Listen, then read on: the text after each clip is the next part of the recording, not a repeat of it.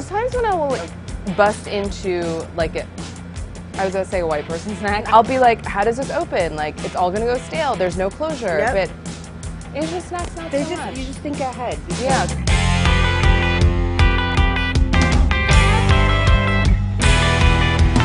Mary H.K. Choi and I went shopping for snacks at Midoriya, a specialty Japanese grocery store. We're getting into like the savory, sweet.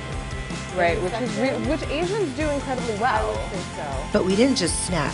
We chatted about Asian identity and Choi's best-selling book, Emergency Contact, which follows a young Korean-American girl's first relationship. You know what's really weird about these chips? When I was growing up, I'm pretty sure the version that we got in Hong Kong, I think they were called ethnican chips. I think that they were trying to sort of imply some sort of otherishness. And now that Asian things are popular these days, how does that make you feel then? It wasn't like this during your childhood, right? No, it wasn't. Asian snacks, Asian food weren't as cool when I was growing up. And so now that I'm in the picture, it's cool. Things like K-pop and like, you know, even something like a Korean sheet mask has a lot to do with, you know, basically taking some of that othering aspect and just making it sort of like cool. I mean, it's a double-edged sword because, you know, you're still like orientalized or like exoticized in ways. I believe we are in the midst of what I would say is like a moment involving Asian stories from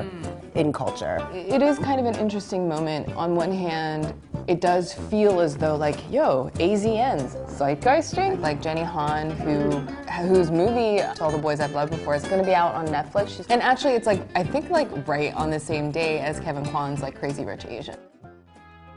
But my issue with these things like movements is that it almost like creates this like temporal specificity with a specific point. And I'm like, yo, I need this shit to go on. Right. Like I need this to be like a demarcation, not a point. Right, because it's like if you don't get, if like the moment is happening now, the point is happening now, then people and you are don't already, get in I don't at that moment, I don't want then this conversation of like, oh, but we just had an Asian show. Right. Like, which will happen. Yeah, of course. Inevitably. Yeah.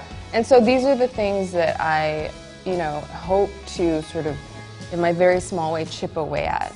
How important was it to you to include an Asian character in the book that was not like going on some sort of stereotypical like race journey kind of thing, if you know what I mean? Uncovering of her inner mathlete. Yeah.